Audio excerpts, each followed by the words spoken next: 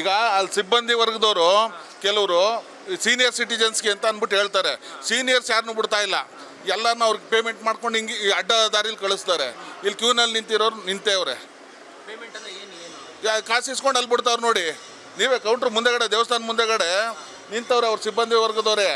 ಅವ್ರು ಯಾರನ್ನ ಬರೀ ಸೀನಿಯರ್ಸ್ಗೆ ಅಂತ ಹೇಳ್ತಾರೆ, ಅವ್ರು ದುಡ್ಡು ಕೊಟ್ಟಾರ ಒಳಗಡೆ ಬಿಡ್ತಾರೆ ಅಲ್ಲಿ ನೋಡಿ. ಇಲ್ಲಿ ಬರ್ತಾ ಇರೋರೆಲ್ಲ ಸೀನಿಯರ್ಸ್ ಬರ್ತಾ ಇದ್ದಾರಾ ಅಲ್ವಾ ಸರ್? ಇಲ್ಲಿ ಬಂದರೆ 100 ರೂಪೀಸ್ ಚಾರ್ಜ್ ಮಾಡ್ತಾರೆ. ಅವ್ರನ್ನೂ ಮುಂದಕ್ಕೆ ಬಿಡೋದಿಲ್ಲ, ಇವ್ರು ಜನರಲ್ನವ್ರನ್ನೂ ಮುಂದಕ್ಕೆ ಬಿಡೋದಿಲ್ಲ. ಬರೀ ಇಲ್ಲಿ ಬರೋರು ಮುಂದಕ್ಕೆ ಬಂದು ಸೇರ್ಕೋತಾರೆ. ಸೀನಿಯರ್ಗೆ ಎಲ್ಲಿ ಸಾರ್ ಬಿಡ್ತಾವ್ರೆ?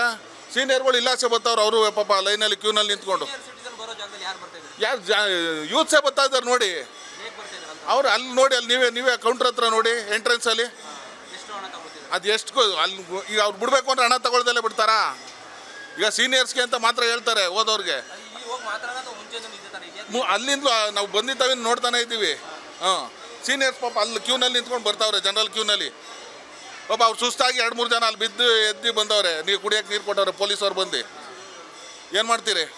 ಈ ಥರ ಮಾಡಿದಾಗ ದೇವಸ್ಥಾನದ ಹೆಸರು ಉಳ್ಕೋತದ ಅಲ್ವಾ ಸರ್? ಸಿಬ್ಬಂದಿ ವರ್ಗ ಮುಜರಾಯಿ ಇಲಾಖೆಗೆ ಸೇರ್ಕೊಬಿಟ್ರೆ ಹಿಂಗೆ ಆಗ್ಬಿಡ್ತದೆ. ಏನು ಮಾಡೋದು?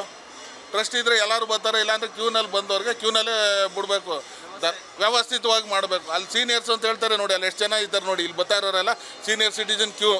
ಅಲ್ಲೆಲ್ಲ ಎಷ್ಟು ಜನ ಯೂತ್ಸ್ ಎಷ್ಟು ಜನ ಇದ್ದಾರೆ ನೋಡಿ.